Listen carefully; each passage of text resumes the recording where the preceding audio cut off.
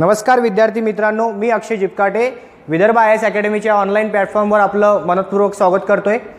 मी आपल्या कंटेंटमध्ये जे काही रिमोट सेन्सिंग आहे, एरियल फोटोग्राफी आहे, नंतर GIS टेक्नॉलॉजी आणि GPS टेक्नॉलॉजी हा पूर्ण कोर्स आपला कंप्लीट झालेला आहे आणि आपण आता बघणार आहे प्रिवियस इयर क्वेश्चन्स। जे काही आपले प्रिवियस इयर क्वेश्चन्स आहेत आता आपण ते इथे डिस्कस करणार आहे आणि ते डिस्कस करताना मी तुम्हाला सांगेल नेमकं कॉन्सेप्ट, नेमकं आयोगाने क्वेश्चन्स कसे विचारलेले आहेत आणि आपला जो काही कोर्स आहे तो कसा एकदम बिलकुल परफेक्ट त्याच्यामध्ये आपण मॅच केलेला आहे। आता बघा, पहिला जो क्वेश्चन आहे आपला, पृथ्वी व सूर्य यांच्यामधील अंतरावरील सूर्याचे पृथ्वीचे प्रचलन किंवा the total solar irradiance at the mean earth sun distance is found to be approximately. आता बघा, हे या टाईपचे जे क्वेश्चन्स असतात हे बाउन्स क्वेश्चन्स आहेत। म्हणजे तुम्ही कुठेही सिलेबस कव्हर करा, लाईक असे क्वेश्चन्स कव्हर होणं फार म्हणजे हे असतं की असे क्वेश्चन्स कव्हर होत नाही आणि एक जनरल क्वेश्चन्स हा विचारला होता आयोगाने। तर इथे बघा काय म्हटलेलं आहे, अशा टाईपचे क्वेश्चन्स काय असतात हे एक आपल्याला पाठ करावं लागतील, लाईक म्हणजे हे क्वेश्चन्स तुम्हाला सिलेबसमध्ये कुठे दिसणार नाही। तर एखादा क्वेश्चन्स आयोग त्याच्यामध्ये टाकू शकेल। तर याचा आन्सर आहे 1370 वॅट पर मीटर स्क्वेअर। आलं का लक्षात? अशा टाईपचे क्वेश्चन्स थोडे तुम्हाला लक्षातच ठेवावं लागतील। नेक्स्ट क्वेश्चन आपण बघूया। बघा इथे काय म्हटलेलं आहे,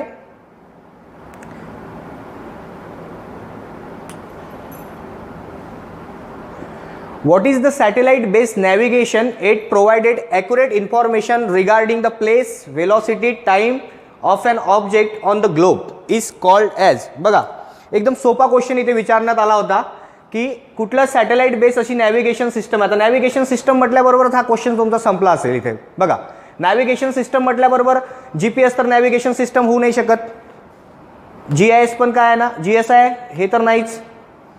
आता तुम्हाला दिसतंय GPS सिस्टम एकच होती, कुठली? GPS जी आहे आपली ही काय नॅव्हिगेशन सिस्टम आहे। तर याच्या पुढे काय सांगितलं त्यांनी की accurate informations regarding the place, velocity and time. जेव्हा मी कोर्स कंप्लीट केला होता तेव्हा मी तुम्हाला सांगितलं होतं की जे काही GPS असतं ते आपल्याला टाईम, व्हेलॉसिटी अँड डिस्टन्स याचं एक रिलेशन्स देतं। त्या रिलेशनवरून ते काय करतं, एक ॲक्युरेट पोझिशन फाइंड आउट करतं युजर्सची। तर याचं आन्सर काय होतं, तर GPS। ठीक आहे, नेक्स्ट बघूया आपण।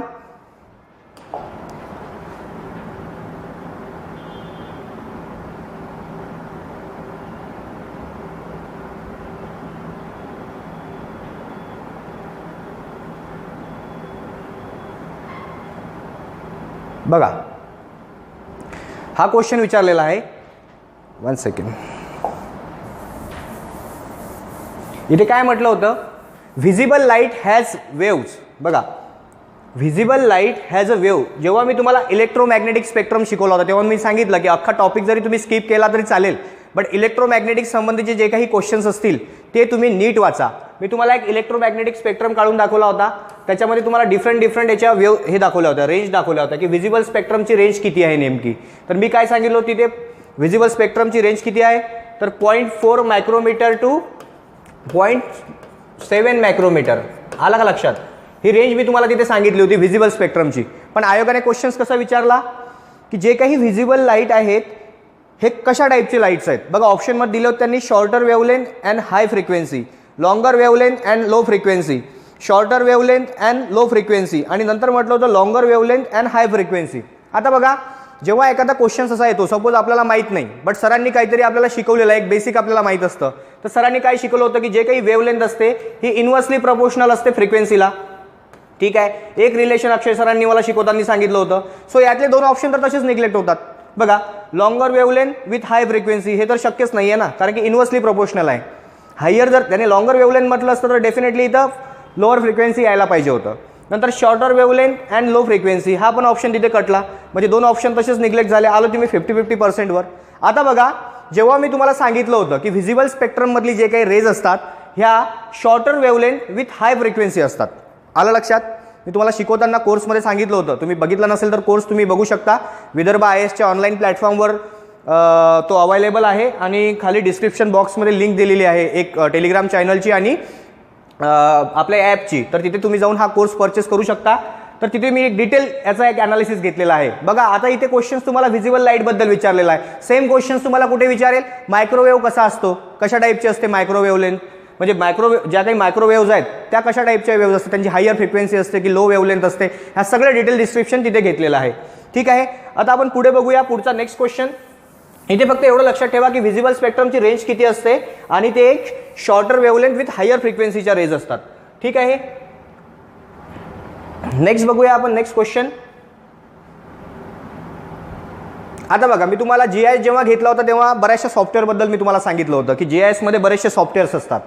तर तिथे तुम्हाला सांगितलं होतं की बघा काय विचारलं होतं, ब्लँक प्लेस रिकामी, काय म्हटलंय, best largely use commercial image processing package in GIS. बघा कुठलं असं एक सॉफ्टवेअर आहे जे इमेज प्रोसेसिंगसाठी यूज केलं जातं GIS मध्ये. GIS म्हणजे काय असतं, जिओग्राफिक इन्फॉर्मेशन सिस्टम. मी तुम्हाला सांगितलं होतं, शिकवताना सांगितलं होतं. आता बघा एक्सेल तर इथे यूज होणार नाही, हे तर ऑप्शन तसंच निग्लेक्ट होईल. नंतर बघा मॅटलॅब सुद्धा इथे यूज होणार नाही. नंतर फोटोस्मार्ट हे सुद्धा नाही. ज्यांनी माझा कोर्स कंप्लीट केला असेल त्यांना लगेच आलं असतं हे की इरडास जे आहे हे बेस्ट फेमस सॉफ्टवेअर आहे कशामध्ये, इमेज प्रोसेसिंगसाठी इन GIS टेक्नॉलॉजीमध्ये किंवा इन रिमोट सेन्सिंग टेक्नॉलॉजीमध्ये सुद्धा आपण इरडास हे सॉफ्टवेअर यूज करतो. ठीक आहे. आणखी इरडास सोबत कुठले कुठले सॉफ्टवेअर मी तुम्हाला सांगितले होते, ArcGIS होता एक, ArcGIS म्हणून, QGIS म्हणून पण सांगितला होता, सागा GIS म्हणून पण सांगितला होता. आणि याच्यामध्ये क्वेश्चन सुद्धा सांगितला होता की आयोग आता काय करेल तुम्हाला, आता हे आयोग तुम्हाला विचारणार नाही, हा राज्यसेवेमध्ये क्वेश्चन्स आयोगाने विचारला होता. मग आयोग आता काय विचारेल की freely available open source software कुठले आहेत. म्हणजे तुम्ही डिपार्टमेंटमध्ये गेलात तर ओपन सोर्स सॉफ्टवेअर कुठले आहेत त्याची नावं सुद्धा तुम्हाला माहीत असणं गरजेचे असतात. तर ओपन सोर्स सॉफ्टवेअर कुठले आहेत, तर सागा GIS सारखे जे सॉफ्टवेअर आहेत ते ओपन सोर्स सॉफ्टवेअर आहेत. तुम्ही त्याला विदाऊट म्हणजे परमिशन न घेता तुम्ही त्याला वापरू शकता. हे तुम्हाला माहीत असणं गरजेचं आहे. नेक्स्ट क्वेश्चन बघूया आपण. बघा काय म्हटलेलं आहे, boundaries between the land and water distinguish perfectly in. आता हा क्वेश्चन मी तुम्हाला शिकवताना सांगितला होता की बघा एक वॉटर बॉडी आहे आणि एक लँड सरफेस आहे, या दोन पार्सलला डिस्टिंग्विश करायचं आहे. म्हणजे रिमोट सेन्सिंग जेव्हा काय करतं, एनर्जी कलेक्ट करतं. तुम्हाला सांगितलं जे काही सूर्यापासून एनर्जी येते ते रिफ्लेक्ट झालेली एनर्जी ते सेन्सर्स काय करतात, रेकॉर्ड करतात. पण सेन्सरला कसं समजणार की ही वॉटर बॉडी आहे, ही लँड आहे. मग मी तुम्हाला तिथं शिकवताना सांगितलं होतं की जमीन लवकर गरम होते, पाणी हळूहळू गरम होतं. आलं का लक्षात. म्हणजे यामधून निघणारी हीट काहीतरी वेगळी असेल, यामधून निघणारी काहीतरी हीट वेगळी असेल. म्हणजे on the basis of heat difference only आपण काय केलं, या दोन गोष्टींना डिफरन्शिएट करू शकतो. मग मी तुम्हाला सांगितलं होतं शिकवताना की हीट डिफरन्स डिटेक्ट करणारा जो काही सेन्सर असतो तो असतो इन्फ्रारेड सेन्सर. इन्फ्रारेड सेन्सर हा हीट डिटेक्शनसाठी यूज केला जातो.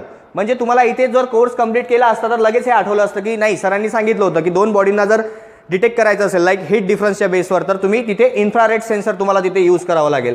इतका सोपा हा क्वेश्चन होता, पण थोडा आयोगाने काय केला, एक थोडा त्याला ट्रिकी बनवलं होतं त्याच्यामध्ये. ठीक आहे. कॉन्सेप्ट जर तुमच्याकडे असता तर तुम्ही हा इझिली सॉल्व्ह करू शकले असता. आता बघा 2018चा हा पेपर आहे, सॉरी 18चा नाही आहे, 13चा आहे. आता बघा काय म्हटलेलं आहे, remote sensing system which measures naturally available. Bus definitely naturally जर म्हटलं संपला विषय. पॅसिव्ह रिमोट सेन्सिंग मी तुम्हाला सांगितलं होतं की ॲक्टिव्ह रिमोट सेन्सिंग काय असतं आणि पॅसिव्ह रिमोट सेन्सिंग काय असतं. आलं का लक्षात. ॲक्टिव्ह रिमोट सेन्सिंग काय असतं आणि पॅसिव्ह रिमोट सेन्सिंग काय असतं, कोर्समध्ये तुम्हाला सांगितलं होतं. ॲक्टिव्ह रिमोट सेन्सिंगमध्ये काय असतं सर, ॲक्टिव्ह रिमोट सेन्सिंगमध्ये काय असतं, सनची एनर्जी सुद्धा यूज केल्या जाते आणि एक ओन सोर्स ऑफ एनर्जी सुद्धा यांच्याकडे असतो, स्वतःचा सोर्स सुद्धा असतो ॲक्टिव्ह रिमोट सेन्सिंगकडे. Active remote sensing day night दोन्ही वेळेस काम करू शकतात. बट पॅसिव्ह रिमोट सेन्सिंगकडे स्वतःचा असा एक एनर्जी सोर्स नसतो, त्याला सूर्याच्या एनर्जीवर डिपेंड राहावं लागते. जेव्हा सूर्य एनर्जी रिफ्लेक्ट करेल आणि सूर्य एनर्जी पृथ्वीवर टाकेल आणि रिफ्लेक्ट झालेली एनर्जी ही रिमोट सेन्सिंग सेन्सर काय करतील, रेकॉर्ड करतील, तेव्हाच ते वर्क करेल. म्हणजे कुठल्याकडे नॅचरली अवेलेबल सोर्सवर डिपेंड राहते तर ते आहे तुमचं passive remote sensing. Active remote sensing हे सनवर पण डिपेंड राहते आणि ओन सोर्स ऑफ एनर्जी सुद्धा त्याच्याकडे असते. आणि त्याचे एक्झाम्पल मी तुम्हाला सांगितले होते. ॲक्टिव्ह रिमोट सेन्सिंगचं एक्झाम्पल रिडार आणि रडार हे दोन एक्झाम्पल मी तुम्हाला सांगितले होते. आणि पॅसिव्ह रिमोटचे सेन्सिंगचे सुद्धा तुम्हाला तिथे एक्झाम्पल सांगितलेले होते जेव्हा मी रेकॉर्डेड लेक्चर घेतले होते तेव्हा. ठीक आहे. नेक्स्ट क्वेश्चन बघूया आपण.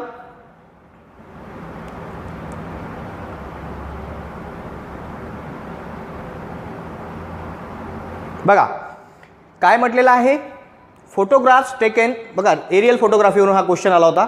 Photographs taken with single lens frame camera. बघा मी तुम्हाला लेक्चर घेताना सांगितलं होतं की डिफरंट टाइप्स ऑफ कॅमेराज असतात, जसं सिंगल लेन्स आहे, ठीक आहे, मल्टी लेन्स आहे, डिजिटल आहे, हे डिफरंट टाईपचे मी तुम्हाला कॅमेराज सांगितले होते. जेव्हा कोर्स मी फॉर्म केला तेव्हा मी हे सगळं तुम्हाला एक्सप्लेन केलेलं आहे. तर तिथे त्यांनी काय म्हटलं होतं, सिंगल लेन्स फ्रेम कॅमेरा आहे is most commonly use in the aerial photography for the remote sensing and mapping purposes. मी तुम्हाला शिकवताना सांगितलं होतं की जेव्हा तुम्हाला एक्झॅक्ट व्हर्टिकल फोटोग्राफ काढायचा असतो तेव्हा तुम्ही सिंगल लेन्स कॅमेरा तिथे यूज करता. तर तोच क्वेश्चन आयोगाने फ्रेम केला होता की बघा व्हर्टिकल फोटोग्राफ जर तुम्हाला काढायचा असेल एक्झॅक्ट तर तुम्हाला तिथे काय करावं लागेल, सिंगल लेन्स कॅमेरा यूज करावा लागेल. ठीक आहे. तसंच मी तुम्हाला डिजिटल कॅमेराबद्दल सांगितलं होतं, त्याच्यामध्ये DN व्हॅल्यूज असतात, त्याचा यूज कसा केला जातो. चला ठीक आहे, नेक्स्ट बघूया क्वेश्चन आपण. बघा हा क्वेश्चन खूप फेमस आहे. Some earth surface material primary rock mineral fluoresces and emit the visible light when illuminated by. काय म्हटलं होतं, मी शिकवताना सांगितलं होतं की जेव्हा रॉक मिनरल हे जे पदार्थ असतात पृथ्वीवर यांच्यावर जेव्हा अल्ट्राव्हायोलेट रेडिएशन एंटर होतं तेव्हा ते व्हिजिबल स्पेक्ट्रममधली रेज काय करतात, रिफ्लेक्ट करतात. म्हणजे हे काय एक कॉन्ट्रावर्सी तिथे झाली होती. मी तुम्हाला शिकवताना सांगितलं होतं की जेव्हा सूर्याकडून येणारे अल्ट्राव्हायोलेट रेज जर रॉक्स मिनरलवर पडले तर ते व्हिजिबल स्पेक्ट्रममधली रेज काय करतात, रिफ्लेक्ट करतात रिमोट सेन्सिंगकडे. तर बघा तोच सेम क्वेश्चन इथे विचारलेला होता की कुठल्या अशा रेज आहेत ज्या पडल्यानंतर रॉक्स आणि मिनरल काय करतात, व्हिजिबल लाईट इल्युमिनेटेड करतात, म्हणजे रिफ्लेक्ट करतात. आलं का लक्षात? सरळ सोपा क्वेश्चन होता. इथे जर तुमच्या वाचण्यात आला असता तर सॉल्व्ह झाला असता. बघा रिमोट सेन्सिंगमध्ये फार जास्त वेळ लागत नाही तुम्हाला क्वेश्चन सॉल्व्ह करायला, पण तेच जर तुम्ही पॉलिटी म्हणा भूगोलचे क्वेश्चन्स तुम्हाला विचार करावा लागतो. तुमचा जर अभ्यास इथे चांगला असेल, मी काय केलं आहे की 6 घंट्यामध्ये अख्खा remote sensing, aerial photography, GIS आणि GPS जे काही महत्त्वाचे टॉपिक आहे ते मी तुम्हाला इथे कंप्लीट करून दिलेले आहेत माझ्या कोर्समध्ये. ठीक आहे. आता इथे तुम्ही बघू शकता नेक्स्ट क्वेश्चन.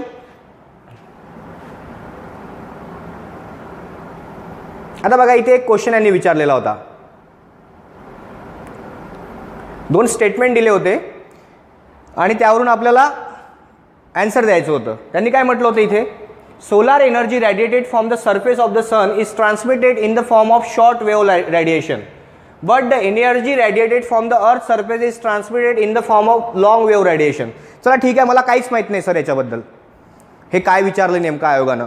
मग काय ना एक लॉजिक आपण लावू शकतो की सूर्याकडून जे काही एनर्जी पृथ्वीकडे येते ती अल्ट्राव्हायोलेट रेडिएशन असते. ठीक आहे. एक तुम्हाला माहित आहे की जसं ओझोनला भगदाड पडलं तर ओझोनमधून काय आहे ना पृथ्वीकडे अल्ट्राव्हायोलेट रेज येतात, म्हणजे सूर्यापासून जे काही रेज येत आहेत ते अल्ट्राव्हायोलेट रेज आहेत.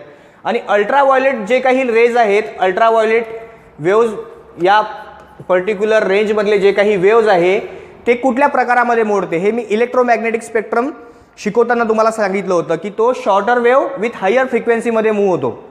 आला का लक्षात? शॉर्टर वेव्ह विथ हायर फ्रिक्वेन्सीमध्ये मूव्ह होतो. तर तोच क्लिक इथे तुम्हाला झाला असता की सूर्यापासून जे काही येणारी वेव्ह आहे ती शॉर्टर वेव्ह असेल. म्हणजे हे जे सेंटेन्स आहे हे करेक्ट आहे, हे सेंटेन्स करेक्ट आहे. बट आता बघूया की जे काही खाली दिलं आहे रिझन ते त्याचं पर्टिक्युलर रिझन आहे की नाही आहे. If the temperature of the substance is very high then the energy radiated by the substance is very high which is transmitted in the form of short wave radiation. तर याला आपण याचं correct explanation नाही म्हणू शकत. आलं का लक्षात?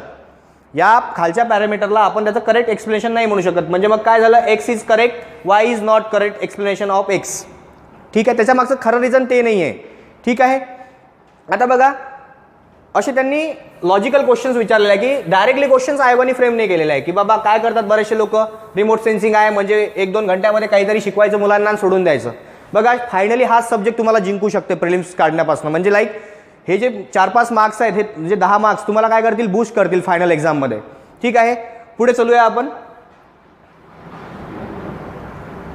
इथे बघा काय म्हटलेलं आहे, for identifying the physiographic region of the Maharashtra mainly 3 factors like height, relief and slope. मी शिकवताना तुम्हाला सांगितलं होतं की काय आहे नेमकं, एरियल फोटोग्राफी जेव्हा मी घेतला होता तुमचा टॉपिक तेव्हा मी सांगितलं होतं याच्या मागचं रिझन काय आहे.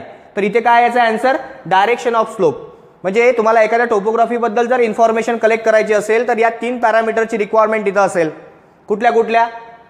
एक आहे हाईट, दुसरा म्हटलेला आहे रिलीफ आणि तिसरा आहे तुमचा डायरेक्शन ऑफ स्लोप. ठीक आहे. नेक्स्ट क्वेश्चन बघूया आपण. आता इथे मी एरियल फोटोग्राफी जेव्हा घेतला तेव्हा डिटेलमध्ये तुम्हाला इथे शिकवलेलं आहे. ठीक आहे. नेक्स्ट आपण घेऊया. बघा हा आहे 2014चा पेपर राज्यसेवेचा.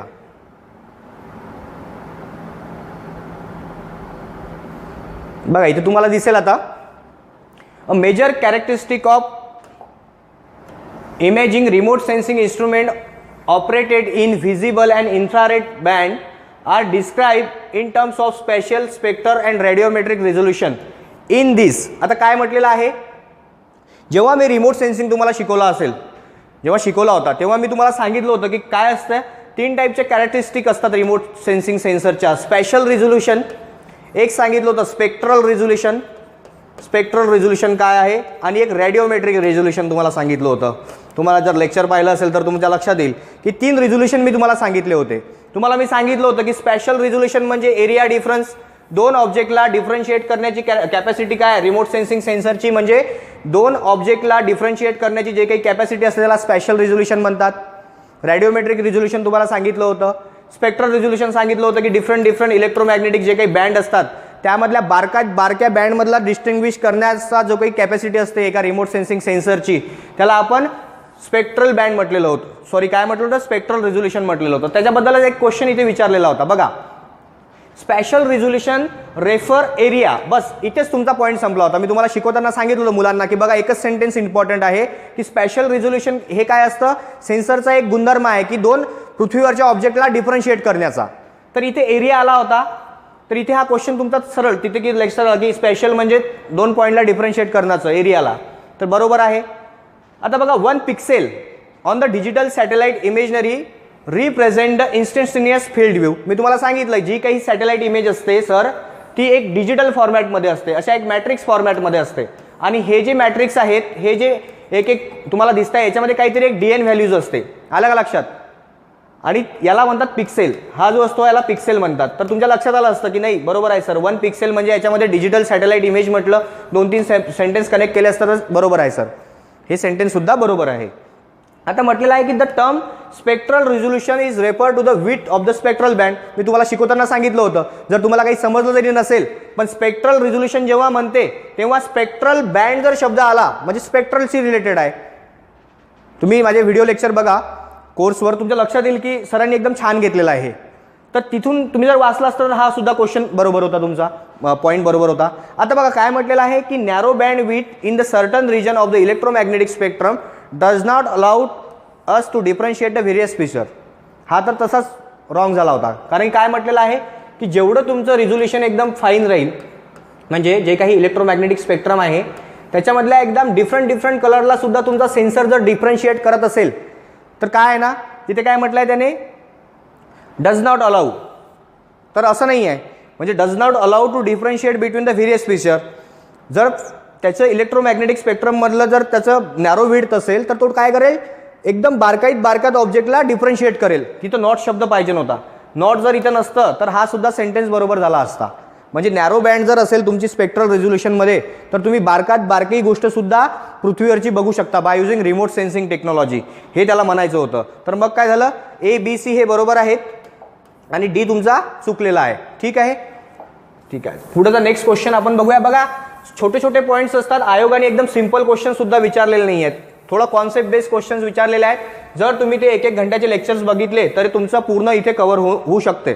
ठीक आहे, नेक्स्ट क्वेश्चन बघूया आपण आता. बघा काय म्हटलेलं आहे, data collection by the polar orbiting and sun synchronous satellite is useful for the biological and environmental study. मी तुम्हाला सांगितलं सन सिंक्रोनस सॅटेलाइट काय असतात आणि आपले जिओ स्टेशनरी सॅटेलाइट काय असतात. सन सिंक्रोनस काय असतात, 700 ते 800 मीटर हाईटवर पोलार रिजनवर फिरत राहतात. पृथ्वीचा जो काही पोलार रिजन आहे, पोल टू पोल म्हणजे नॉर्थ टू साऊथ जे काही रिव्हॉल्व होतात त्याला आपण सन सिंक्रोनस म्हणतो. त्यांची हाईट 700 ते 800 किलोमीटर असते, 700 to 800 किलोमीटर. आणि जे काही जिओ स्टेशनरी असतात ते पृथ्वीपासून 36,000 किलोमीटरवर असतात. किती, 36,000 किलोमीटरवर. आणि ते काय असतात, लाईक स्टॅटिक दिसतात आपल्याला. त्याचा जो काही रिव्होल्यूशन हे आहे, टाईम आहे, सेम पृथ्वीच्या रिव्होल्यूशन टाईम एवढा राहतो. सो म्हणून तो पृथ्वीवरून आपल्याला स्टॅटिक दिसतो. सन सिंक्रोनस जे असतात हे कंटिन्युअसली काय करतात, एका पर्टिक्युलर प्लेसला रिव्हिजिट करतात. मी तुम्हाला सांगितलं होतं माझं टीचिंग चालू असताना की जेव्हा परमाणू मूवी आपण पाहिला होता तेव्हा तिथे काय करायचं, तिथं नासाचा जो काही सॅटेलाइट आहे तिथे त्या पर्टिक्युलर रिजनला रिव्हिजिट करायचा, बघायचा की इथे काय चालू आहे. मग ते सॅटेलाइट जर आपल्याकडे यायला लागला तर आपण काय करायचो, काम बंद करायचो. तर याच गोष्टीचा फायदा घेऊन आपण या गोष्टीला कशामध्ये यूज करू शकतो. आता तुम्ही पाहिलं असेल जे काही एन्व्हायरमेंटल हे असतात किंवा बायोलॉजिकल ॲक्टिव्हिटी असतात. सपोज तुम्ही BOD टेस्ट परफॉर्म केली असेल, सिव्हिलवाल्यांना माहीत आहे. सपोज तुम्ही BOD टेस्ट परफॉर्म केली तर तिला थोडं दिवसातून ऑब्झर्व करावं लागतं आपल्याला की याच्यामध्ये काय चेंजेस झाले, म्हणजे ते काय झाली, एक बायोलॉजिकल ॲक्टिव्हिटी झाली. तसंच मग सॅटेलाईटसुद्धा काय करतो की पर्टिक्युलर टाईमला एका पर्टिक्युलर टाईम नंतर रिव्हिजिट करतो. मग याच गोष्टीचा फायदा आपण कशामध्ये घेतला की जेव्हा एखादा सॅटेलाईट रिव्हिजिट करतो एखाद्या पर्टिक्युलर प्लेसला तर तो बायोलॉजिकल किंवा एन्व्हायरमेंटल स्टडीमध्ये त्याला आपण यूज करू शकतो. हेच तिथे आयोगाला म्हणायचं होतं. ठीक आहे, म्हणजे ओनली वन इज करेक्ट, बाकी गोष्टीच्या पाहायचं सुद्धा काम नव्हतं. पहिलंच ऑप्शन तुम्हाला तिथे करेक्ट दिसत होतं. ठीक आहे. नंतर म्हटलेलं आहे की distance of the such a satellite from the earth is less. हे पण नाही, such a satellite observe a location continuously. ठीक आहे. तर हे इथे जे काही गोष्टी दिल्या होत्या यावरून तुम्ही डायरेक्टली तिथे आन्सर क्लिक केलं असतं. ठीक आहे. कंटिन्युअसली तो ऑब्झर्व करणार नाही, हे ऑप्शन तसंच रॉंग झालं होतं. कंटिन्युअसली कसं काय ऑब्झर्व करणार आहे, एका पर्टिक्युलर टाईम नंतर ऑब्झर्व करतो. म्हणजे काय ना, 8 आवर नंतर पर्टिक्युलर तो त्या परमाणू मूव्हीमध्ये येत होता आपल्या राजस्थानच्या त्या रनवर बघायला. ठीक आहे. कंटिन्युअसली नाही ऑब्झर्व करत, म्हणजे हा चुकला होता सरळ सरळ. आणि व्हेरी हाय अल्टिट्यूडवर नसतो तो, ॲज कम्पेअर टू जिओ स्टॅशनरी तो कमी अल्टिट्यूडवर असतो. ठीक आहे. म्हणजे याच्यामधला फक्त एक ऑप्शन करेक्ट होता. ठीक आहे. पुढचा क्वेश्चन आपण बघूया.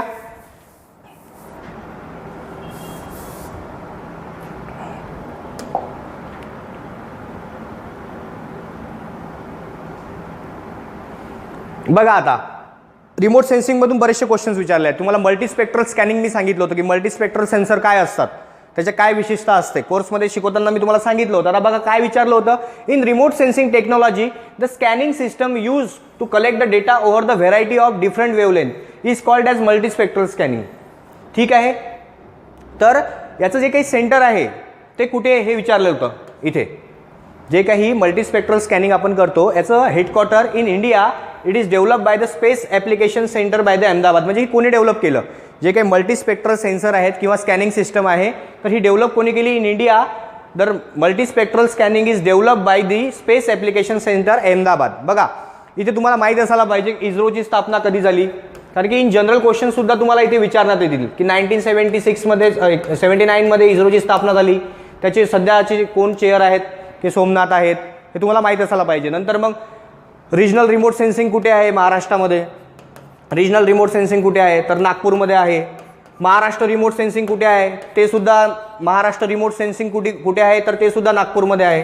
तर ह्या गोष्टी तुम्हाला माहीत असायला पाहिजे. आला लक्षात. आयोग काय ना कुठे पण क्वेश्चन्स तुम्हाला विचारू शकते. MRSAC म्हणतात त्याला. MRSAC कुठे आहे, नागपूरला आहे. आणि रिजनल रिमोट सेन्सिंगचं सेंटर सुद्धा कुठे आहे, नागपूरला आहे. तर ह्या गोष्टी तुम्हाला काय आहे ना माहीत असायला पाहिजे, कारण की आयोग कसा ना इन जनरल कुठून सुद्धा क्वेश्चन्स विचारेल. तुम्हाला दिसेल इन जनरल क्वेश्चन सुद्धा आयोगाने विचारलेले आहेत पुढे. तर कुठे आहे मल्टीस्पेक्ट्रल स्कॅनिंगचं हेडक्वार्टर, तर ते अहमदाबादमध्ये आहे. त्यांनी डेव्हलप केलेलं आहे ते. आता बघा पुढे काय म्हटलेलं आहे, the technique of locating the position of any place on the earth surface with the help of satellite is called as GPS, global positioning system, GPS. तर त्यांनी काय म्हटलं आहे की GPS आता काय काम करतं. मी जेव्हा GPSचं लेक्चर घेतलं तेव्हा तुम्हाला सांगितलं की GPS काय करतं.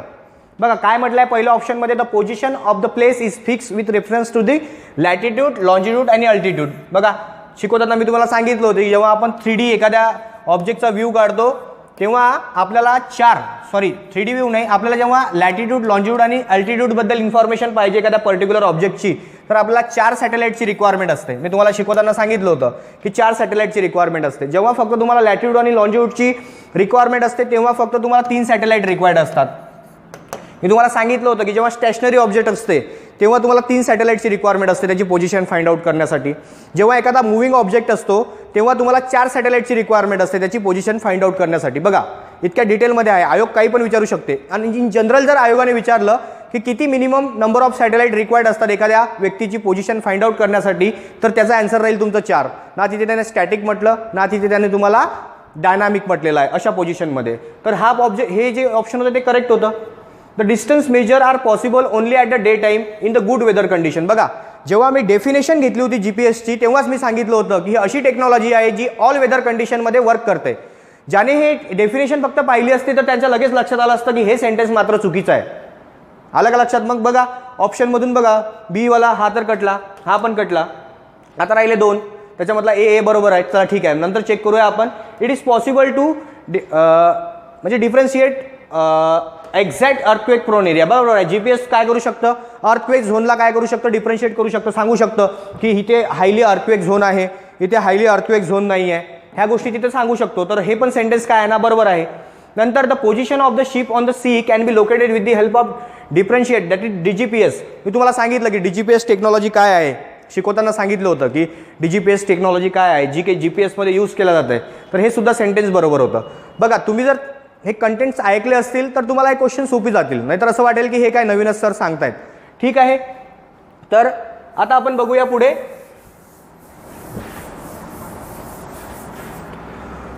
नेक्स्ट क्वेश्चन बघूया आपण.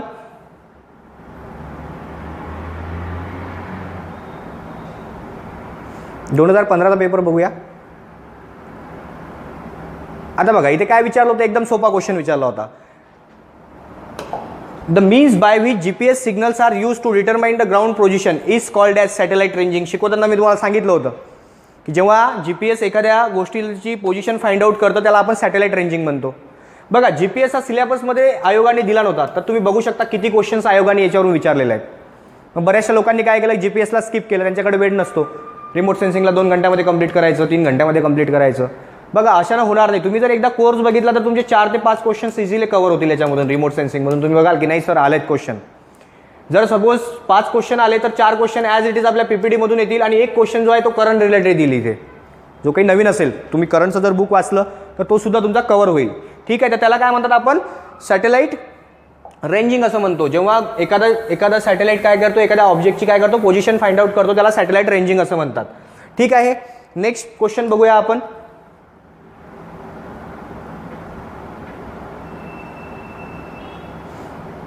बघा इथे काय विचारलं होतं, which one of the following 2 satellite is correct. बघा काय म्हटलंय, स्पॉट आणि quick bird satellite system is a example of passive remote sensing. हा पण क्वेश्चन ॲज इट इज आपल्या नोट्समधून आलाय. बघा की स्पॉट आणि क्विक बर्ड सॅटेलाइट सिस्टम ही पॅसिव्ह रिमोट सेन्सिंगचं एक्झाम्पल होतं. आणि ओशनशियाट लॉन्च ॲट 23 सप्टेंबर 2009. बघा इथे चुकलेलं आहे, 2009ला नाही आहे, त्याचं लॉन्चिंग आहे 2005चं. एकदा चेक कराल तुम्ही तर इथे इयर जे आहे हे बघा, हा करंट बेस एक क्वेश्चन होता. हे आता तुमचं लॉजिक म्हणजे इथे बघा, हे जर तुम्हाला माहीत असतं, एक तर ऑप्शन करेक्ट होतं तुम्हाला, ठीक आहे, एक पहिला करेक्ट आहे. पण हे तुम्हाला जर माहीत असतं करंट रिलेटेड, इथे काय होऊ शकतं, आता लेटेस्ट करंट होलाय का क्वेश्चन शिफ्ट होऊ शकतो. ठीक आहे, तर असे सुद्धा क्वेश्चन्स इथे येऊ शकतात. म्हणून अंतरिक्ष घडामोडी ज्या आहेत त्या तुम्ही चांगल्या प्रिपेअर करून ठेवा, कारण की यावर्षी कृषी आणि पर्यावरण घडामोडी तुम्ही चांगल्या करून ठेवा, कारण की त्यावर तुम्हाला क्वेश्चन जास्त फ्रेम होईल. ठीक आहे, नेक्स्ट क्वेश्चन बघूया आपण आता.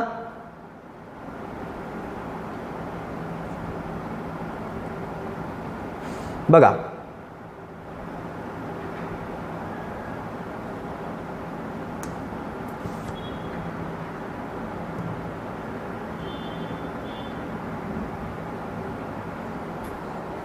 काय म्हटलंय, इन मायक्रोवेव्ह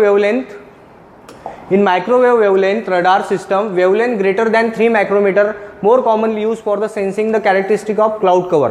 आता बघा तुम्हाला सांगितलं होतं मी जेव्हा की आपण काय करतो, मोस्टली व्हिजिबल स्पेक्ट्रममधल्या वेव्ज आपण यूज करतो रिमोट सेन्सिंगसाठी.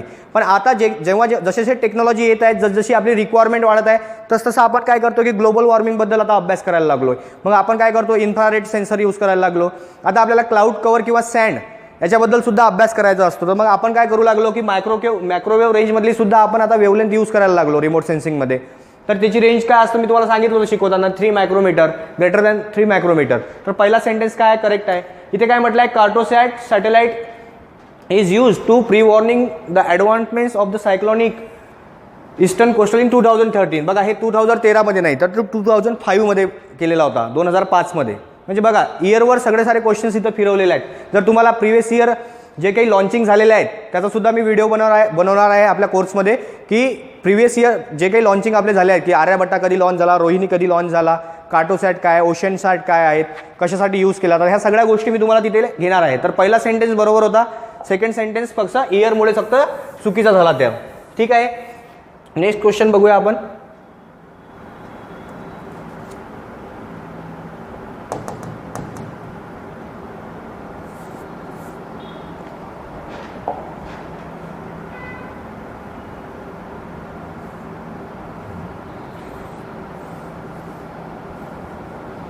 इथे बघा काय म्हटलेलं आहे, which one of the following two statement are correct. आता बघा स्टेटमेंट वाचा तुम्ही, काय आहे स्टेटमेंट तुम्ही पाहू शकता की remote sensing system which measure the energy that is naturally available is called as active remote sensor. काय वाटते तुम्हाला? ॲक्टिव्ह रिमोट सेन्सर काय असतं, याच्याकडे ओन सोर्स ऑफ एनर्जी असते. आलं का लक्षात? मग याला आपण असं म्हणू शकतो का की रिमोट सेन्सिंग जे काही सिस्टम आहे which major energy that is naturally available is called as active remote sensing. आणि remote sensing image are commonly multispectral आणि ASTER imaging record 7 spectral band. बघा इथे 7 स्पेक्ट्रम बँड चुकीचं आहे, 7 स्पेक्ट्रल बँड नाही तर 14 स्पेक्ट्रल बँड असतात इथे ॲस्टरमध्ये. तर हे सुद्धा काय मी कोर्समध्ये शिकवताना सांगितलेलं आहे की बँड्स काय असतं, किती बँड्स असतात, मल्टीस्पेक्ट्रलमध्ये किती बँड्स असतात मी तुम्हाला सांगितलं होतं. 4 ते 10 पर्यंतच्या मल्टीस्पेक्ट्रलमध्ये बँड्स असतात. हायपर स्पेक्ट्रल काय असतं हे सुद्धा मी तुम्हाला सांगितलं, त्याच्यामध्ये 24च्या वर बँड असतात. ॲस्टरमध्ये सांगितलं होतं की 14 बँड असतात लाईक. तर असे हे क्वेश्चन्स असतात. तिथे शिकवताना मी तुम्हाला सांगितलं की बँड्स काय असतात, त्याचा यूज कसा आहे. तर तुम्ही एकदा वेळ असेल तर नक्की कोर्स तुम्ही बघू शकता. ठीक आहे, नेक्स्ट क्वेश्चन बघूया. तर काय ना दोन्ही क्वेश्चन्स काय होते, नायदर म्हणजे एक सुद्धा इथला बरोबर नाही आहे, दोन्ही सुद्धा चुकीचे होते. ठीक आहे, इथून तुमच्या लक्षात येईल. नेक्स्ट बघूया आपण. बघ काय म्हटलेलं आहे, which of the following two statement are correct. कुठले स्टेटमेंट आर करेक्ट आहेत म्हणते. The visible wavelength cover the range from the approximately 0.7 to 0.9 micrometre. हा तर पहिल्याबरोबर समजायला पाहिजे होता तुम्ही की 0.4 to 0.7 मायक्रोमीटर असते सर. हा क्वेश्चन तर तुम्ही फार फाडू सांगितला होता, म्हणजे हा सेंटर तर चुकला. For GPS satellite full constellations required 24 satellite. Correct आहे, जे काही GPS सिस्टम आहे त्याच्यामध्ये 24 सॅटेलाइट्स असतात. सर हा सुद्धा सेंटेन्स बरोबर आहे. तर मग काय याच्यामध्ये फक्त हा सेंटेन्स बरोबर आहे, पहिला सेंटेन्स रॉंग होता. तर ओनली बी तुमचं ऑप्शन येईल. ठीक आहे, असे सोपे क्वेश्चन्स त्यांनी विचारलेले आहेत. फक्त काय ना तुम्हाला थोडीशी रिव्हिजन पाहिजे सब्जेक्टवर. एकदा तुम्ही व्हिडिओ बघून घ्या आणि PPTला रिव्हिजन करा, एकदा तुमचं सगळं कव्हर होऊन जाईल. ठीक आहे, नंतर बघू शकता तुम्ही. नेक्स्ट पेपर आहे आपला 2016चा. राज्यसेवेचे पूर्ण आपल्याकडे रेफरन्स आहे, बाकी रेफरन्स आपल्याकडे अवेलेबल नाही आहे सध्या. आता बघा काय म्हटलेलं आहे, ॲटमॉस्फेरिक स्कॅटरिंग. मी तुम्हाला सांगितलं होतं रिमोट सेन्सिंगमध्ये की जे काही वेव्ज असतात आपले ते स्कॅटर होतात. त्याच्यामध्ये मी तुम्हाला रेली स्कॅटरिंग सांगितलं होतं, माई स्कॅटरिंग सांगितलं होतं आणि एक काय सांगितलं होतं, जॉमेट्रिक स्कॅटरिंग. तर त्याच्यामध्ये काय विचारलं होतं त्यांनी की जे काही ॲटमॉस्फेरिक स्कॅटरिंग होतं सर ते रेडिएशन अफेक्ट कशावर अफेक्ट करतं. तर मी तुम्हाला सांगितलं होतं की ते कशावर डिपेंड राहते ते सांगितलं तुम्ही पहिल्यांदा तुम्हाला. तर बघा स्पीड ऑफ रेडिएशनवर ते डिपेंड राहतं. It's frequency and intensity. Frequency आली म्हणजे इंटेन्सिटी आली, स्पीड आली म्हणजे all of the above answer तिथलं करेक्ट होतं. मी तुम्हाला सांगितलं होतं जेव्हा ॲटमॉस्फिअरमधून ह्या रेस पास होतात तेव्हा ह्या स्कॅटर्ड होतात. मग मी ते रिलेशन सांगितले होते तुम्हाला की पार्टिकल साईज आणि वेवलेंथमधलं रिलेशन. जर सपोज वेवलेंथ ग्रेटर आहे, पार्टिकल साईज लहान आहे तर रेली स्कॅटरिंग तिथे येईल. ठीक आहे, पार्टिकल साईज जर मोठा असेल, वेवलेंथ जर लहान असेल तर मग तिथे कुठल्या टाईपची स्कॅटरिंग येईल, तिथे जॉमेट्रिक स्कॅटरिंग येईल. मी तुम्हाला सांगितलं होतं. तर तिथे सगळ्या गोष्टी कव्हर केलेल्या आहेत. ठीक आहे, तर या 3 गोष्टीवर हे डिपेंड राहतं. ठीक आहे, आता बघा काय म्हटलेलं आहे, in GIS land parcel are represented. बघा कालच्याच लेक्चरमध्ये मी सांगितलं तुम्हाला की GIS मध्ये काय असतं, एखादा लँड पार्सल जर तुम्हाला दाखवायचं आहे तर तुम्ही काय कराल, पॉईंट घ्याल, त्याला लाईनला मार्क कराल, पुन्हा एक पॉईंट, पुन्हा एक लाईन. तर एक काय लाईक असा एरिया तयार झाला. तर हा काय पॉलिगॉननं तुम्हाला शो करावा लागतो. बघा इथे स्क्वेअर आलाय म्हणजे काय ना की एक पॉलिगॉननं तुम्हाला तो एरिया शो करावा लागेल. मी तुम्हाला सांगितलं की GIS मध्ये जो काही GIS डेटा असतो याला आपण वेक्टर डेटा मी तुम्हाला सांगितलं होता की वेक्टर डेटामध्ये लाईन, पॉईंट आणि पॉलिगॉन हे 3 पॅरामीटर असतात. मग याच्यामध्ये जर तुम्हाला लँड शो करायचं असेल तर तुम्हाला काय ना पॉलिगॉनची मदत घ्यावं लागेल. विदाऊट पॉलिगॉन तुम्ही तिथला लँड पार्सल शो करू शकणार नाही. तेच जर राष्ट्र डेटामध्ये तुम्हाला विचारलं असतं तर मग तिथे काय आलं असतं, ग्रिड सेल. ठीक आहे, काय असतं ते मी तुम्हाला सांगितलं आहे कोर्समध्ये. ठीक आहे, नेक्स्ट क्वेश्चन बघूया आपण. बघा the visible wavelength cover the range from approximately. जवळजवळ 4-5 वेळा हा क्वेश्चन आला असेल 2012 ते 20 मध्ये. किती आहे, 0.4 to 0.7. हा क्वेश्चन बिलकुल तुम्ही पाठच करून घ्याल. ठीक आहे, नेक्स्ट क्वेश्चन बघूया आपण. इथे काय म्हटलेलं आहे की सध्या कार्यरत असलेला उपग्रह काय. जेव्हा मी याचं लेक्चर घेईल की इंडियन रिमोट सेन्सिंग सॅटेलाइट काय आहेत, IRS काय आहे, रिसोर्स सॅट काय आहे, ओशन सॅट काय आहे, त्याच्यामध्ये मी कव्हर केलेलं आहे. तर त्याच्यामध्ये काय ना रिसॅट-1. बघा रिसॅट-1 हा सध्या कार्यरत आहे. ओके, हे एक जनरल इन्फॉर्मेशन असते तुम्हाला. ते मी एका आपल्या फ्री अवेलेबल आहे आपल्या ॲपवर. MPSC टेक्निकलवर रिमोट सेन्सिंगची नोट फ्री अवेलेबल करून दिली आहे सरांनी. त्याच्यामध्ये सगळ्या गोष्टी क्लिअर केलेल्या आहेत तुमच्या. ठीक आहे, एकदा तुम्ही MPSC टेक्निकल विदर्भ म्हणून सर्च कराल, प्ले स्टोअरवरून डाउनलोड करून घ्याल ॲप. त्याच्यामध्ये ह्या नोट्स ह्या फ्री अवेलेबल आहेत. ठीक आहे, नंतर तुम्हाला नंतरचा क्वेश्चन घेऊया आपण. काय म्हटलेलं आहे आता बघा, तुम्हाला मी सांगितलं होतं की जे काही फॉल्स कलर कंपोजिट असतं ते काय असतं. तिथे शिकवताना फार चांगल्या प्रकारे सांगितलं होतं, पण आता इथे सांगतोय की एक टेक्निक मी तिथे सांगितली होती तुम्हाला. जी काही RGB आहे याला बर्गरमध्ये कन्वर्ट करायचं. बर्गर बघा, इथे काहीच करायचं लक्ष नाही. बस एवढी टेक्निक तुम्हाला माहीत पाहिजे की रेड हा ब्ल्यूमध्ये कन्वर्ट होतो, ग्रीन हा रेडमध्ये कन्वर्ट होतो आणि ब्ल्यू हा ग्रीनमध्ये कन्वर्ट होतो. जेव्हा एखादी सिंपल इमेज असते तिला आपण फॉल्स कलर कंपोजिटमध्ये जेव्हा कन्वर्ट करतो तेव्हा जे काही ओरिजिनल कलर असतात आपले RGB ते कन्वर्ट होतात बर्गरमध्ये. म्हणजे सपोज ओरिजिनली एखादी गोष्ट जर रेड असेल जमिनीवर, सपोज तुमच्या वनस्पती आहेत त्या तुम्हाला ग्रीन दिसतात तुमच्या उघड्या डोळ्यांनी, पण जेव्हा तुम्ही हे सॉफ्टवेअरमध्ये ओपन कराल आणि याला फॉल्स कलर कंपोजिटची कमांड द्याल तेव्हा तुम्हाला तो कलर रेडमध्ये दिसेल. तुम्हाला सांगितलं असेल मी, रिमोट सेन्सिंग इमेज जी आहे ती तुम्हाला रेड दिसत होती. मग मी तुम्हाला सांगितलं होतं हा जो रेड एरिया दिसतोय हा आहे व्हेजिटेशनचा. तर तुम्हाला फॉल्स कलर कंपोजिटचा जर कुठलाही क्वेश्चन आला तर काही एक विचार करायचा नाही, फक्त एक टेक्निक लक्षात ठेवायची की सरांनी RGB आज इट इज हा सिक्वेन्स लक्षात राहायला पाहिजे की रेड, ग्रीन आणि ब्ल्यू. त्याच्या खाली बरोबर मग बर्गर नावाची जे काही टेक्निक होती ते खूप महत्त्वाची होती. बस हे एवढी जर तुम्ही लक्षात ठेवली तर हा क्वेश्चन तुमचा सॉल्व्ह होऊन जाईल इथे. ठीक आहे, याला जास्त वेळ देण्याची गरज नाही आहे. बस फक्त एवढं लक्षात ठेवायचं की फॉल्स कलर कंपोजिट काय आहे काय नाही, आपल्याला काही घेणदेण नाही आहे. बस एवढं समजून घ्यायचं फक्त की रेड, ग्रीन, ब्ल्यूला आपण बर्गरमध्ये कन्वर्ट करतो. बस सरांनी एवढं सांगितलं होतं, पेपरमध्ये सुद्धा तसंच करायचं. आता आपण बघणार आहे 2017चा राज्यसेवेचा मुख्यचा पेपर आहे हा. आता बघा काय म्हटलेलं आहे. आता असे काही बाउन्स टाकते आयोग कधी कधी की which is use to separate the thermal and non thermal wavelength. तर इथं डायक्रोमॅटिक ग्रेटिंग होता. बघा हे काही बाउन्स असतात कधी कधी क्वेश्चन्स की आपल्याला एकदम समजत नाही. तर हे प्रिव्हियस इयर क्वेश्चन्स जेव्हा असतात ना, आपण जेव्हा लावतो तेव्हा हे आपल्याला क्वेश्चन्स ॲज इट इज भेटतात. म्हणजे थर्मल आणि नॉन थर्मल वेवलेंथला सर सेपरेट करायचं असेल तर डायक्रोमॅटिक ग्रेटिंगचा आपण यूज करतो. ठीक आहे, नेक्स्ट क्वेश्चन आपण घेऊया. याच्यामध्ये काही लॉजिक नाही, याच्यामध्ये काही नाही. तुम्हाला जर माहीत असेल तर क्वेश्चन सुटेल, अदरवाईज स्किप होऊन जाईल. ठीक आहे, नेक्स्ट होता खालीलपैकी कोणता डेटा राष्ट्र स्वरूपाचा नाही. बघा कालच्याच लेक्चरमध्ये मी तुम्हाला सांगितलं होतं की वेक्टर डेटा काय असतो, राष्ट्र डेटा काय असतो. एकदम चांगल्या प्रकारे समजून सांगितलं होतं की जे काही ग्रिड सेल असतात त्यांना आपण राष्ट्र डेटा म्हणतो आणि लाईन, पॉईंट, लाईन आणि पॉलिगॉनच्या स्वरूपामध्ये जो काही डेटा असतो त्याला आपण वेक्टर डेटा म्हणतो. आणि मी तुला सांगताना सांगितलं होतं की नेमकं राष्ट्र डेटा कुठल्या स्वरूपामध्ये सेव्ह होतं, वेक्टर डेटा कुठल्या स्वरूपामध्ये सेव्ह होतं.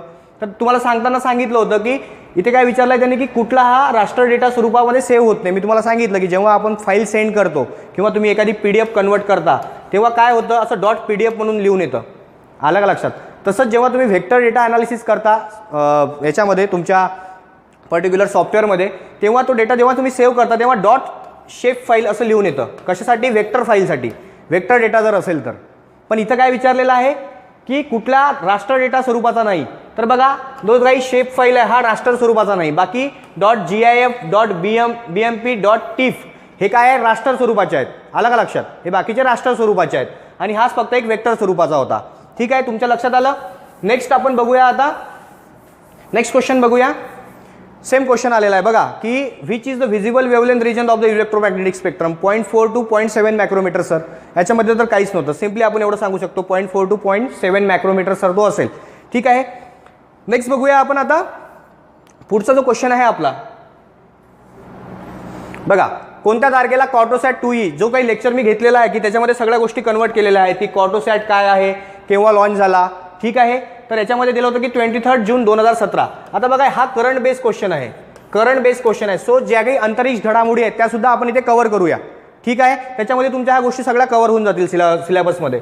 तर कॉर्टोसॅट काय, ओशन सॅट काय, त्याचे फायदे काय आहेत, सन सिंक्रोनस काय, कम्युनिकेशन सॅटेलाइट काय असतात हे आपण नेक्स्टच्या लेक्चरमध्ये घेऊया. म्हणजे घेतलेलं आहे त्याच्यामध्ये मी.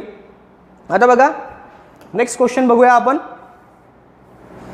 How hydrothermal alternation of the lock appear in aerial photograph due to the bleaching effect on the wall rock and difference in the vegetation density. बघा एरियल फोटोग्राफीचा एक क्वेश्चन होता. मी तुम्हाला सांगितलं की एखाद्या वेळेस आपण एखादा मॅन्युअल दृष्ट्या एखाद्या इमेजला जर ऑब्झर्व करत असू तर आपल्याकडे कुठल्या टेक्निक्स असतात. तर जर इथे म्हटलेलं आहे की एरियल फोटोग्राफीमध्ये जो काही ब्लिचिंग इफेक्ट असते रॉकवरचा, तर तो आपण टोन आणि कलर, फोटोग्राफिक टोन आणि कलरवरून त्याला आपण डिफरन्शिएट करू शकतो. मी तुम्हाला लेक्चर घेताना चांगल्या प्रकारे एक्सप्लेन केलेला आहे की काय कुठले कुठले मॅन्युअल मोड असतात ज्याने आपण इमेज इंटरप्रेट करू शकतो. टोन्स, कलर आहेत, टेक्स्चर आहे, नंतर शेप सांगितला होता, साईज सांगितलं होतं, असोसिएशन सांगितलं होतं. तर हे काय असतं हे हळूहळू तुम्हाला समजेल जेव्हा तुम्ही लेक्चर बघाल एकदा. ठीक आहे. नंतर आपण बघू शकतो पुढे 2018चा पेपर आपण अनालिसिस करूया आता.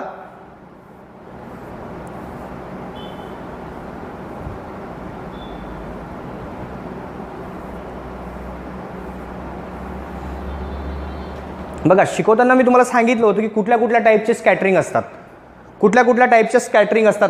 बघा धूळ, परागकण आणि पाण्याची वाफ याच्यामुळे कुठल्या टाईपचं स्कॅटरिंग मी तुम्हाला सांगितलं होतं, माय स्कॅटरिंग. तुम्हाला मी आताच सांगितलं की रेली स्कॅटरिंग असते, रेली स्कॅटरिंग असते, माय स्कॅटरिंग असते आणि एक जॉमेट्रिक स्कॅटरिंग असते.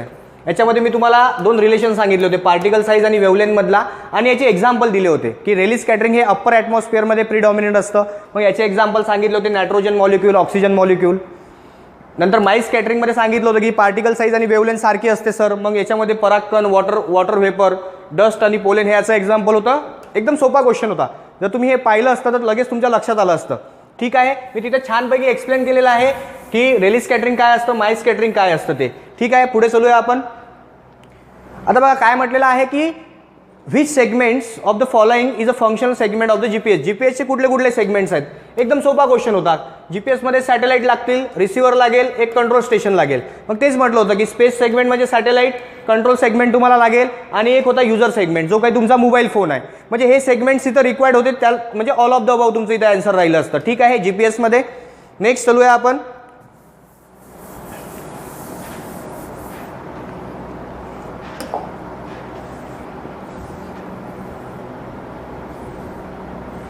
आता बघा इथे तुम्हाला काय घेणं देणं नाही की लँडसेट वगैरे काय आहे आणि हे डिस्टन्स वगैरे काय आहे. तुम्ही ऑप्शन जर याच्यामध्ये बघितले असते ना, फक्त ऑप्शनवरून तुम्ही हा क्वेश्चन सॉल्व्ह केला असता की याच्यामध्ये फक्त जे काही आहे व्हिजिबल स्पेक्ट्रम ज्याची रेंज फक्त याच्यामध्ये करेक्ट आहे, अदरवाईज सगळे रॉंग आहेत. म्हणजे इझिली हा क्वेश्चन सॉल्व्ह झाला असता. बघा किती वेळा हा क्वेश्चन आलेला आहे. ठीक आहे. असा हा सिम्पल क्वेश्चन आहे. सो याला बिलकुल तुम्ही इलेक्ट्रोमॅग्नेटिक स्पेक्ट्रमला चांगल्या प्रकारे प्रिपेअर करा आणि मी लेक्चरमध्ये छानपैकी त्याला घेतलेला आहे.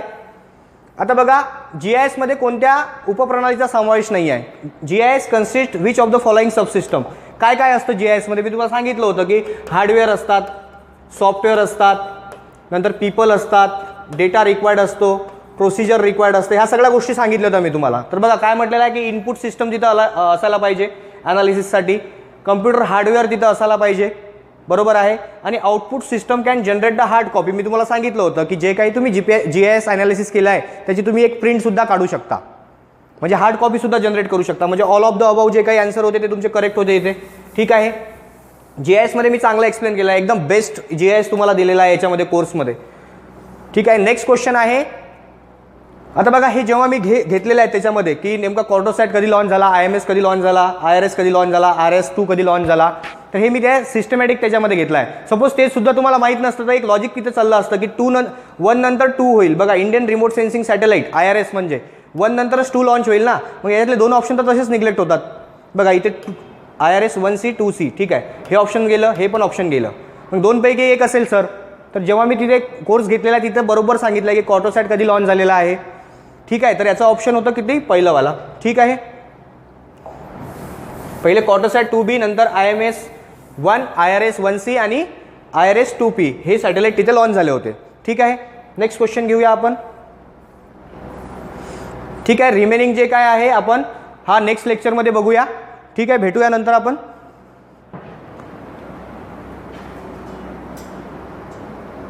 आता आपण बघणार आहोत राज्यसेवा 2019चा पेपरचं ॲनालिसिस. आतापर्यंत आपण 2018चं ॲनालिसिस बघितलं होतं. आता याच्यामध्ये तुम्ही बघू शकता की काय विचारलं आहे. WGS 84 डेटम आधारावर पृथ्वीवर एखादी अचूक जागा निर्धारित करण्यासाठी किमान किती सॅटेलाइट रिक्वायर्ड असतात, किंवा in order to determine the exact position on the earth by WGS 84 datum system at least how much satellite is required. आता बघा हे WGS 84 सिस्टम काय असतं. हे एक प्रोजेक्शन सिस्टम असतं. तुम्ही पाहिलं असेल आता की जो काही आपला एक ग्राफ असतो, ॲक्च्युली पृथ्वी आहे आपली अशी ऑब्लेट स्पिअर, पण मात्र आपण शो कशी करतो लाईक अशा दोन याच्यामध्ये. तर हे जी प्रोजेक्शन सिस्टम आहे याला WGS84 सिस्टम म्हणतात. तर त्यांनी काय विचारलं होतं, in order to determine the exact position, तर आपल्याला किती सॅटेलाइटची रिक्वायरमेंट असतं, 4 सॅटेलाइटची रिक्वायरमेंट असतं. बघा इथे काही म्हटलेलं नाही त्यांनी की स्टॅटिक आहे की डायनामिक आहे किंवा 2D आहे किंवा 3D आहे. मी तुम्हाला सांगितलं होतं जेव्हा 2D म्हणजे लॅटिट्यूड लॉन्जिट्यूडची रिक्वायरमेंट असते तेव्हा 3 सॅटेलाइटची रिक्वायरमेंट असते. जेव्हा लॅटिट्यूड लॉन्जिट्यूड आणि अल्टिट्यूड या 3 गोष्टी तुम्हाला रिक्वायर्ड असतात तेव्हा तुम्हाला 4 सॅटेलाइट रिक्वायर्ड असतात. जेव्हा एखादा स्टॅशनरी ऑब्जेक्ट असतो तेव्हा त्याला त्याची पोझिशन फाइंड आउट करण्यासाठी 3 सॅटेलाइटची रिक्वायरमेंट असतं. जेव्हा एखादा मूव्हिंग ऑब्जेक्ट असतो त्याची लोकेशन फाइंड आउट करण्यासाठी 4 सॅटेलाइटची रिक्वायरमेंट असतं. बट सपोज या सगळ्यांमध्ये काहीच जर मेन्शन केलं नसेल, फक्त त्यांनी विचारलं की बा आपल्याला एक्झॅक्ट पोझिशन कशी फाइंड आउट करता येईल, तर तिथे काय आन्सर लिहायचं 4. हे तुम्हाला मी सांगितलं होतं माझ्या लेक्चरमध्ये. ठीक आहे, नेक्स्ट क्वेश्चन आपण बघूया आता पुढे. नेक्स्ट क्वेश्चन्स काय आहे तर बघा इथे काय म्हटलेलं आहे, least 4 sensor can tilt up to 26 ±26 degree the cross track direction there providing the at least revisit period. म्हणजे इथे काय विचारलं आहे त्यांनी की टेम्पोरल रिझोल्युशन किती आहे. मी तुम्हाला सांगितलं होतं की एक सॅटेलाइट पृथ्वीच्या त्याच पर्टिक्युलर पार्टमध्ये येण्यासाठी लागणारा टाइम म्हणजे काय असतो, त्याचा टेम्पोरल रिझोल्युशन असतो. आता बघा इथे काय विचारलं आहे त्यांनी, लीस्ट 4 हा एक प्रकारचा टाईप ऑफ सेन्सर आहे. बघा लीस्ट 1, लीस्ट 2, लीस्ट 3, लीस्ट 4 हे काय झाले टाईप ऑफ सेन्सर्स आहेत. तर याची प्रत्येकाची काय आहे टेम्पोरल रिझोल्युशन हे डिफरंट आहे. आता इथे काय विचारलं त्यांनी लीस्ट 4चा, तर त्याचं टेम्पोरल रिझोल्युशन आहे 5 डेज, म्हणजे 5 दिवसानं तो सेम पोझिशनला काय करतो, रिव्हिजिट करतो. आता तुम्ही म्हणाल सर लीस्ट 3चा किती आहे, लीस्ट 3चा सुद्धा 5 डेज आहे. आणि जे काही रिमेनिंग आहेत लीस्ट 1, लीस्ट 2 याचं मी तुम्हाला PPT मध्ये सांगितलं आहे माझ्या लेक्चरमध्ये की एक स्पेशल तिथे मी PDF तुम्हाला दिली होती की याच्यामध्ये प्रत्येक जे काही सेन्सर आहे त्याचा रिव्हिजिट टाइम किती आहे. आणि हा क्वेश्चन्स इम्पॉर्टंट आहे हे सुद्धा मी तिथे तुम्हाला सांगितलं होतं. सो पुन्हा एकदा तुम्ही तिथे जाऊन रीड कराल, हे क्वेश्चन्स अत्यंत महत्त्वाचे आहेत. ठीक आहे, म्हणजे डिफरंट सेन्सर्स आणि त्यांचे रिव्हिजिट टाइम. ठीक आहे, आणि त्यांचं स्पेशल रिझोल्युशन सुद्धा विचारलेलं आहे पेपरमध्ये. बघा इथं काय म्हटलेलं आहे, in trimetrogon system of the polygon 2 of the 3 cameras are obliquely mounted. बघा जे काही एरियल फोटोग्राफी होती आपली त्याच्यामध्ये त्यांनी काय म्हटलं की जे काही कॅमेराज असतात ते किती डिग्रींना ऑब्लिक असतात कुठली ट्रायमेट्रोगॉन सिस्टममध्ये, तर याचा आन्सर होता 60 डिग्री. 60 डिग्री मी तुम्हाला लेक्चर घेताना सांगितलं होतं की हे जे कॅमेराज असतात ट्रायमेट्रोगॉन सिस्टममध्ये ते 60 डिग्रीने इन्क्लाइंड असतात. तर एरियल फोटोग्राफीवरून सुद्धा बरेचसे क्वेश्चन्स विचारलेले आहेत, म्हणजे याचा आन्सर काय झाला 60 डिग्री. ठीक आहे, पुढे चलूया आपण, पुढे चलूया. नेक्स्ट क्वेश्चन्स काय आहे आपला,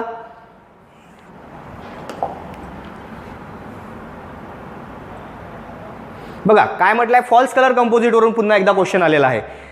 हेल्दी ब्रॉड लिव्ज, जे काही हेल्दी ब्रॉड लिव्ज राहतात म्हणजे जे काही आपले वनस्पतींचे पानं आहेत त्याला हेल्दी ब्रॉड लिव्ज म्हणतो आपण, will show the green colour. हे तुम्हाला माहित आहे. When observe under the normal colour film. ठीक आहे, they will show dash colour in the infrared colour photography. आता तुम्ही म्हणाल सर हे काय फॉल्स कलर कंपोजिटचं आहे का. डेफिनेटली यांनी कलर चेंज विचारलेला आहे, म्हणजे फॉल्स कलर कंपोजिटवाली आपली टेक्निक लावायची. कुठली सरांनी सांगितली होती RGB, त्याला आपण कशामध्ये कन्वर्ट केलं, बर्गरमध्ये. ठीक आहे, म्हणजे जो काही ग्रीन आहे तो फॉल्स कलर कंपोजिटमध्ये काय होईल, रेड. मग इथे एकच ऑप्शन होता, रेड टू मॅजेंडा. आला का लक्षात. कुठलाही क्वेश्चन येऊ जिथे त्यांनी कलर विचारला तिथे तुमची टेक्निक कुठली असली पाहिजे, ही बर्गरवाली टेक्निक असली पाहिजे. ठीक आहे, तो क्वेश्चन असतो तुमचा फॉल्स कलर कंपोजिटचा. नेक्स्ट क्वेश्चन आपण आता बघूया याच्यामधला. बघा फॉल्स कलर कंपोजिट वरून सुद्धा चांगले क्वेश्चन्स विचारले आहेत आयोगाने. सो तो टॉपिक इम्पॉर्टंट आहे आणि मी तो चांगल्या प्रकारे कव्हर केलेला आहे.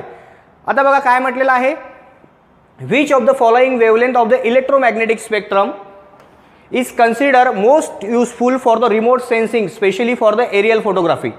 बघा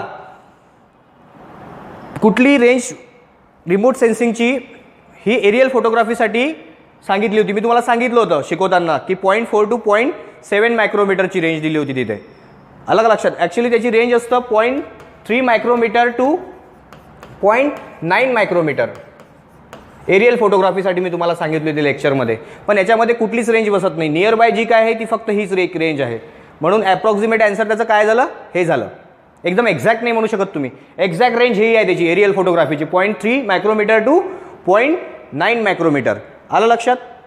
असे सुद्धा आयोग क्वेश्चन विचारतात, कधी कधी तुम्हाला कन्फ्युजन करेल, पण तिथे तुम्हाला लॉजिक लावायचं असतं सिम्पल, की नाही इथे जवळपासची व्हॅल्यू ही आहे तर याचं आन्सर ही असू शकतं. आता बघा राज्यसेवा मुख्य 2020चा आपण पेपर अनालिसिस करणार आहोत.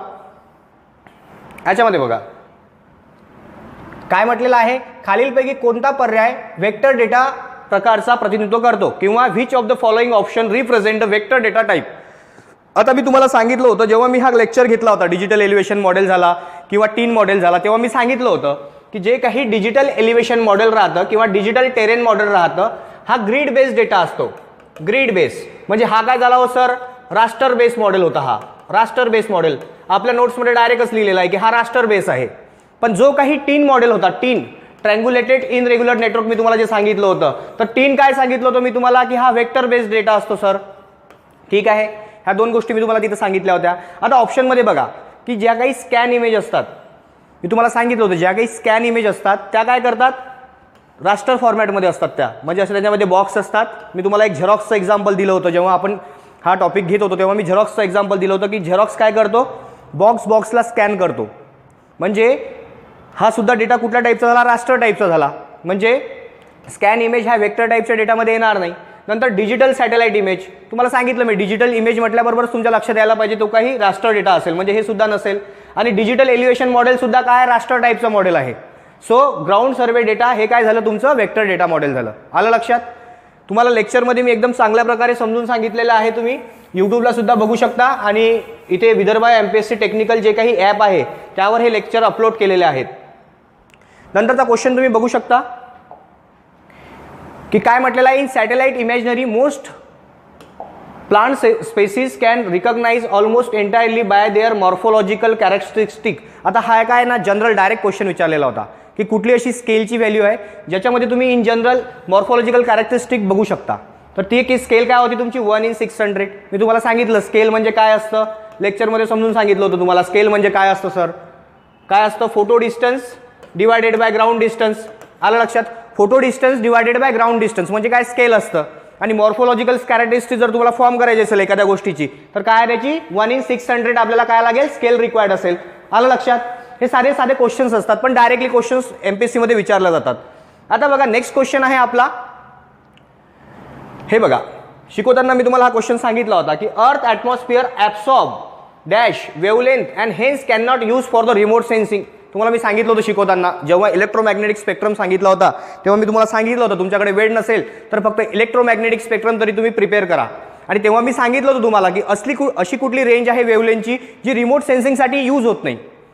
तुम्ही पाहिलं असेल की एक्सरे जेव्हा पेनिट्रेट होतो तेव्हा ॲब्सॉर्ब केल्या जातात आणि ॲब्सॉर्ब जर हे केल्या जात असेल तर हे रिफ्लेक्ट करणार नाही. सपोज सूर्याकडून काहीतरी एनर्जी आली आणि ते ॲब्सॉर्ब केली गेली, एक्सरे स्वरूपाची एनर्जी असेल, ॲब्सॉर्ब केली तर रिफ्लेक्ट काहीच होणार नाही. मग रिमोट सेन्सिंगकडे कुठलाच रेकॉर्ड राहणार नाही. म्हणजे रिमोट सेन्सिंगसाठी ही एक्सरे जे आहे हे युटिलाइज होऊ शकत नाही. बघा मोस्ट फेमस क्वेश्चन आहे, पुन्हा रिपीट यावर्षी येऊ शकतो, तर यावर चांगला फोकस करावा तुम्ही. ठीक आहे. आता बघा स्केल टॉपिक तुम्हाला सांगितलं होतं मी एरियल फोटोग्राफीमध्ये मोस्ट इम्पॉर्टंट टॉपिक आहे स्केल. स्केलचे न्यूमेरिकल तुम्हाला विचारतात असं सांगितलं होतं मी तुम्हाला तिथे. आता बघा एक सिंपल एक्झाम्पल विचारलं होतं, किती सिंपल एक्झाम्पल आहे बघा. काय म्हटलं त्यांनी, a distance measure between the 2 point on the map is 3 centimeter. म्हणजे एक कुठला तरी मॅप असेल त्याच्यावरच्या 2 पॉईंट मधलं डिस्टन्स आहे 3 सेंटीमीटर. आलं का सर लक्षात. The corresponding distance on the aerial photograph is 12 centimeter. म्हणजे जो काही तुमचा एरियल फोटोग्राफ असेल त्याच्यावरचं डिस्टन्स त्यांनी दिलं होतं 12 सेंटीमीटर. म्हणजे हा झाला तुमचा मॅप, हा झाला तुमचा एरियल फोटोग्राफ. ठीक आहे. आता त्यांनी काय म्हटलं, calculate the scale of the photograph when the scale of the map is 1/50,000. आता इथे लिहूया आपण की स्केल ऑफ मॅप किती आहे हो सर, 1/50,000. आणि स्केल ऑफ फोटोग्राफ मला काढायला लावली त्यांनी. स्केल ऑफ फोटोग्राफ किती आहे ते मला काढायला लावली, अननोन आहे माझा. अक्षय सरांनी 3 रिलेशन सांगितले होते स्केलचे. Scale is equals to photo distance upon ground distance. आणि एक सेकंड रिलेशन अक्षय सरांनी सांगितलं होतं, मी त्याला इरेज करतो. बघा अक्षय सरांनी एक तुम्हाला रिलेशन सांगितलं होतं, कुठलं बघा, map distance divided by photo distance is equals to map scale divided by photo scale, किंवा तुम्ही याला रिव्हर्स पण लिहू शकता. आता बघा इथे तुम्हाला काय विचारलं होतं, फोटो स्केल विचारलं होतं त्यांनी, मग याला तुम्ही रिव्हर्स लिहू शकता. म्हणजे काय ना आपल्याला सॉल्व्ह करायला सोपं जाईल. ठीक आहे, आपण पुन्हा लिहूया त्याला. म्हणजे मी काय लिहितो इथे बघा, photo scale divided by map scale is equals to photo distance divided by map distance. आलं लक्षात. म्हणजे तुम्हाला फोटो स्केल काढायची आहे तर तुम्हाला काय करावं लागेल, मॅप स्केलनी इथं काय करावं लागेल, मल्टिप्लाय करावं लागेल. इथे मॅप स्केलनी तुम्हाला काय करावं लागेल, photo distance divided by map distance, आणि इथं मॅप स्केल. ठीक आहे. आता बघा फोटो डिस्टन्स किती होतो सर, बघा इथे दिला आहे फोटो डिस्टन्स किती होतं 12 सेंटीमीटर, आणि मॅप डिस्टन्स किती दिलं होतं 3 सेंटीमीटर, आणि फोटो मॅप स्केल किती दिली होती 1/50,000. बघा आता याला भाग द्या, 4 सेंटीमीटर. आता काय करा, हा जो 4 आहे म्हणजे तुमचं आन्सर काय झालं ते 4/50,000. पण आपली स्केल जी असते ते 1 समथिंग असते. म्हणजे इथे सुद्धा तुम्हाला न्यूमरेटरनं 4 डिवाइड करावं लागेल, डिनॉमिनेटरला सुद्धा 4 डिवाइड करावं लागेल. म्हणजे तुमचं आन्सर काय येईल मग 1 डिवायडेड बाय 12,500. आलं का लक्षात. बघा एकदम सिम्पल आहे, पण एक रिलेशन तुम्हाला माहीत असणं गरजेचं होतं तिथे. आलं का लक्षात. बघा 1/1200 हे तुम्हाला इथे आन्सर दिसत आहे. एकदम सिम्पल आणि सोपं होतं. फक्त तिथं मॅथमॅटिकल तुमच्या मिस्टेक होऊ शकतात. तर काय रिलेशन होतं आपलं, photo distance divided by map distance is equals to photo scale divided by map scale. आणि एक थर्ड रिलेशन काय सांगितलं होतं अक्षय सरांनी, focal length divided by height of flight is equals to photo distance divided by map distance. हे सुद्धा एक relation सांगितलं होतं सरांनी. मग यावर्षी हा क्वेश्चन फ्रेम करू शकतो एमपीएससी. दरवर्षी सेम क्वेश्चन फ्रेम केल्यापेक्षा हा क्वेश्चन फ्रेम करेल यावर्षी मला वाटतं स्केलवरून एक क्वेश्चन तुम्हाला डेफिनेटली राहील. सो लेक्चरमध्ये मी चांगल्या प्रकारे घेतलेला आहे. बघा नेक्स्ट काय आहे, in global positioning system the receiver consist of, तुम्हाला सांगितलं तुम्ही डिफरंट रिसिव्हर कुठले आहेत. तर त्याच्यामध्ये तुम्हाला एक बिलकुल दिसेल की सर अँटीना बरोबर सांगितला तुम्ही, कॅमेरा नसू शकतो, टेलिस्कोप पण नाही, आणि इन्फ्रारेड लाईट पण नाही आहे. मग एकुलता एक ऑप्शन होता, तो होता अँटीना. बघा एक सुंदर प्रकारे हा आपले पेपर कंप्लीट झालेले आहेत, प्रिव्हियस इयर क्वेश्चन पेपर. आणि जे काही तुम्हाला टॉपिक यातले समजले नसतील तर ते काय आहे ना, मी व्हिडिओ लेक्चर रेकॉर्ड केलेले आहेत, ते तुम्ही बघू शकता. त्याच्यामध्ये एकदम 6 घंट्यापेक्षा सुद्धा कमी टाईममध्ये मी काय केलं आहे ते रेकॉर्ड केलेलं आहे. आणि एक्झाम ओरिएंटेड सगळं गोष्टी आहेत त्याच्यामध्ये. माझा एमटेक रिमोट सेन्सिंगमध्ये असल्यामुळे ती गोष्ट मी एकदम स्पेसिफिक म्हणजे प्रिव्हियस इयर क्वेश्चनचा अभ्यास केला प्रॉपरली, आणि मग कोर्स फॉर्म केला. हा कोर्स राज्यसेवा, एमपीएससी टेक्निकल, कृषी, ॲग्री सगळ्यांसाठी कामाचा आहे, म्हणजे मदतपूर्ण आहे. तर अशा प्रकारे एक हा कोर्स होता. आणखीन मी याच्यावरची काही क्वेश्चन्स घेणार आहे तुमचे, तर ते एमपीएससी टेक्निकल ॲपवर अवेलेबल असतील, तर सगळ्यांनी ते एकदा बघून घ्यावं. धन्यवाद. भेटूया आपण पुन्हा एकदा. थँक्यू.